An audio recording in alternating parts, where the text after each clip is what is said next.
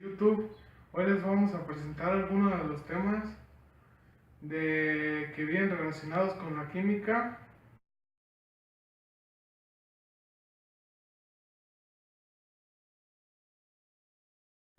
El primero es las ramas de la química y sus objetos de estudio, que lo va a presentar nuestro amigo Diego Martínez. Química analítica. Esta es la rama de la química que estudia, analiza, determina e identifica cualquier propiedad de un sistema químico. 3. Química física. Se dedica al estudio de los procesos energéticos, magnéticos, mecánicos, ópticos y eléctricos en sistemas químicos como pueden ser los átomos, moléculas y cualquier partícula subatómica. 3. Química industrial. Esta es la rama de la química que se dedica al estudio de los procesos que puedan producir productos en alta escala. Es decir, que se dedican a investigar si pueden crear un producto para distribuir con una rentabilidad económica alta y ambiental. La bioquímica se dedica a la investigación de los seres vivos. Esta rama de la química tiene mucha importancia dentro del mundo agrícola, ambiental y la energía.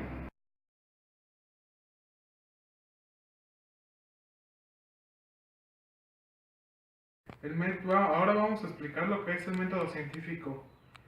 Es un método de investigación usado principalmente en la producción de conocimiento en las ciencias. Para ser llamado científico, un método de investigación debe basarse en lo empírico y en la medición, sujeto a los principios específicos de las pruebas de razonamiento según Oxford English Dictionary. El método científico es un método o procedimiento que se ha caracterizado a la ciencia natural desde el siglo VII, que consiste en observación sistemática, medición, experimentación, la formulación, análisis y modificación de hipótesis. El método científico está sustentado por dos pilares fundamentales. El primero de ellos es la reproducibilidad, es decir, la capacidad de repetir un determinado experimento en cualquier lugar y por cualquier persona. Este pilar se basa esencialmente en la comunicación y publicidad de los resultados obtenidos, por ejemplo, en forma de artículo científico. El segundo pilar es la refutabilidad, es decir, que toda proposición científica tiene que ser susceptible de ser falsada o refutada. Falsiosismo. Esto implica que se podría diseñar experimentos que en el caso de dar resultados distintos a los predichos negarían la hipótesis. Puesta a prueba de la falsabilidad no es otra cosa que el modus tollendo-tollens del método hipótico deductivo.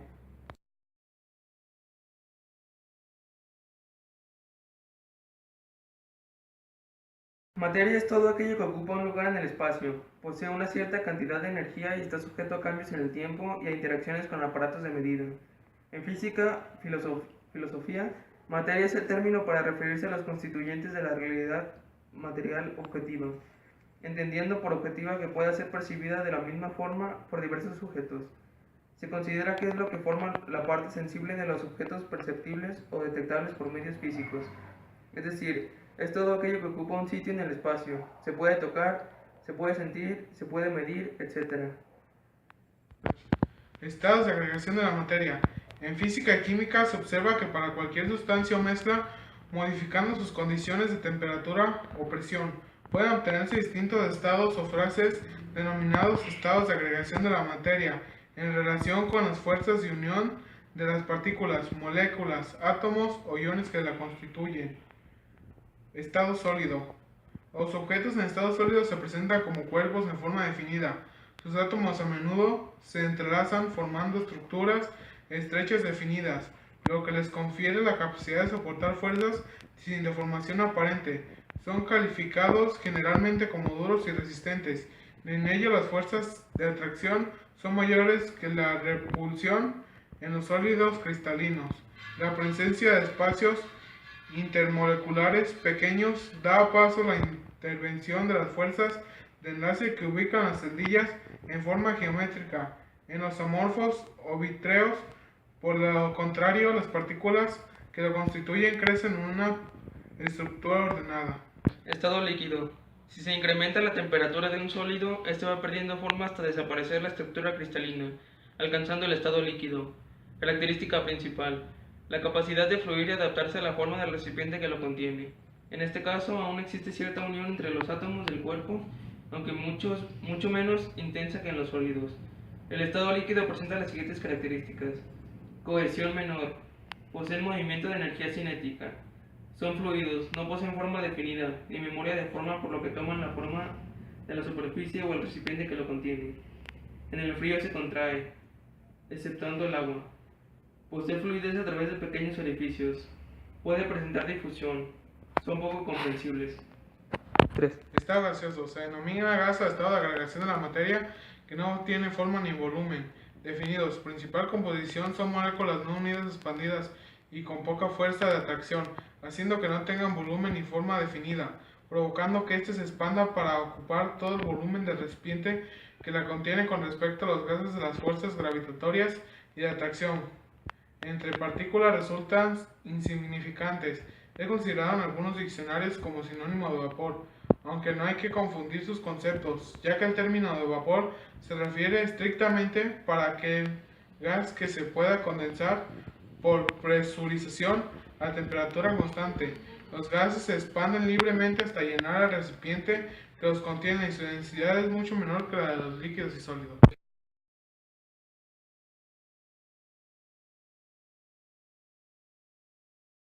Mezclas homogéneas.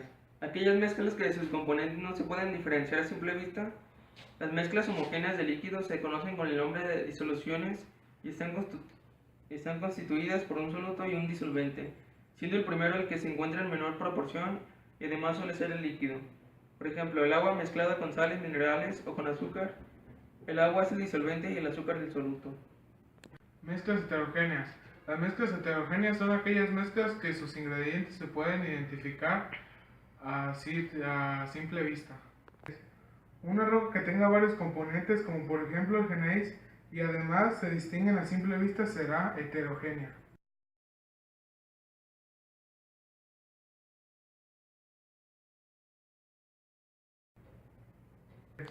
La energía. La energía puede manifestarse de diferentes maneras en forma de movimiento, cinética, de posición, potencial, de calor, de electricidad, de radiaciones, electromagnéticas, etc., según sea el proceso de energía que se denomina. A continuación les vamos a mostrar los siguientes tipos de energía que algunos los va a presentar mi compañero Diego. La energía mecánica relacionada con la posición y movimiento del cuerpo. Energía interna. La energía interna se manifiesta a partir de la temperatura. Cuanto más caliente esté un cuerpo, más energía tendrá. Energía eléctrica. La energía eléctrica está relacionada con la corriente eléctrica, es decir, en un circuito en el que cada extremo tiene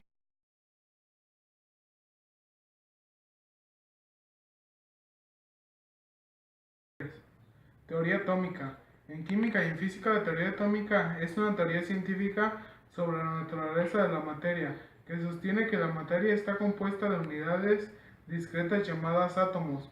Empezó como concepto filosófico de la antigua Grecia y logró amplia aceptación científica a principios del siglo XIX, cuando descubrimientos en el campo de la química demostraron que la materia realmente se comportaba como si estuviese hecha de átomos.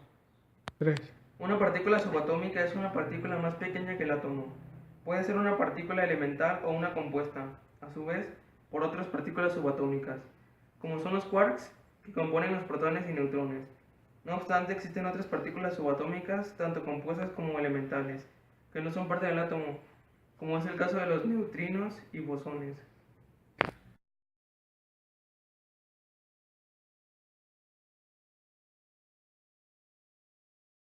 La mecánica cuántica nació en 1925 y en ella colaboraron grandemente los jóvenes alemanes Werner Heisenberg y Erwin Schrödinger.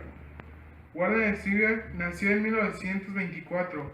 Expresó que es imposible conocer simultáneamente con mucha exactitud la posición y velocidad de un electrón, y en 1926 Erwin estableció un método matemático llamado ecuación de onda que permite predecir las zonas de probabilidad donde es posible encontrar a los electrones moviéndose. Para cada electrón existe una ecuación de onda que describe un movimiento. Para resolver esta ecuación matemática es necesario introducir tres parámetros conocidos como números cuánticos. Cada electrón de un átomo queda descrito con 4 valores numéricos que corresponden a cada número cuántico. Número cuántico principal. N. Indica el nivel energético donde se puede encontrar un electrón que tiene relación con la distancia media del electrón al núcleo y nos da una idea del tamaño del orbital. N adquiere valores positivos y enteros. Igual a 1, 2, 3, 4, 5, 6 y 7 o K, L, M, N, O, P o Q. Únicamente se encuentran llenos hasta el nivel energético 7, en lo que se conoce como estado basal, debido a que en la tabla periódica los elementos conocidos solo ocupan 7 periodos. Número cuántico azimutal o de forma de L. Nos da la forma que tiene el orbital, zona de probabilidad donde se puede encontrar un electrón. Adquiere valores de 1 hasta n1. El número cuántico azimutal determina la excentricidad de la órbita. Cuanto mayor sea excéntrica será, es decir, más aplanada, será el elipse que recorre el electrón. Su valor depende del número cuántico principal, pudiendo variar desde 0 hasta la unidad menos que este, desde 0 hasta n-1. Así en la capa K como en n vale 1. Solo puede tomar el valor 0 correspondiente a una órbita circular. En la capa M, en la que n toma el valor de 3, tomará los valores de 0 y 1. El primero correspondiente a una órbita circular y los segundos a órbitas cada vez más excéntricas. En cada nivel existe un determinado número de subniveles de energía igual al nivel correspondiente, que son subnivel, valor, orbitales, E por forma y subnivel. El número cuántico magnético determina la orientación espacial de las órbitas de las elipses. Adquiere valores desde El número cuántico magnético determina la orientación espacial de las órbitas de las elipses. Adquiere valores desde -L, pasando por 0 hasta más L. Configuración electrónica. Consiste en la distribución de los electrones en los diferentes orbitales de un átomo, y para desarrollarla se aplica la regla de diagonales. Se toman las flechas de arriba hacia abajo y el extremo superior a la punta, una tras otra, así que cada orbital se deberá llenar con 2 electrones máximo. Primero el orbital es 1s, 2e, después 2s con 2e, después 2p con 6e.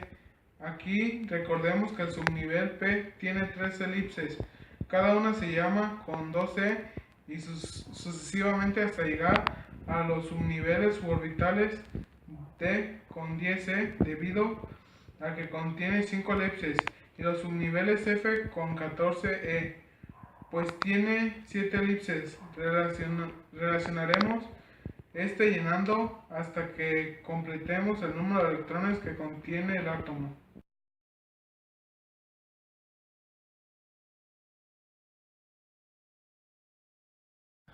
Ahora, en esta práctica, voy a generar gas con bicarbonato sódico y vinagre blanco.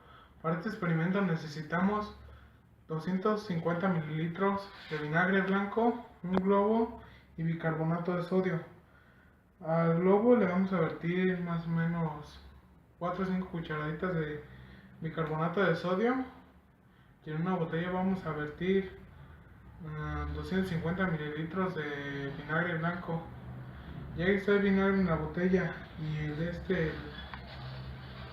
el bicarbonato en el globo, vamos a ajustar la boquilla del globo a la botella. Ya que está ajustada, la vamos a acomodar y vamos a soltar el bicarbonato en la botella. Esto lo que genera es inflar el globo, y por dentro del globo hay varios gases que se están generando, y como el gas está siempre en movimiento, se adapta al globo y hace que se infle.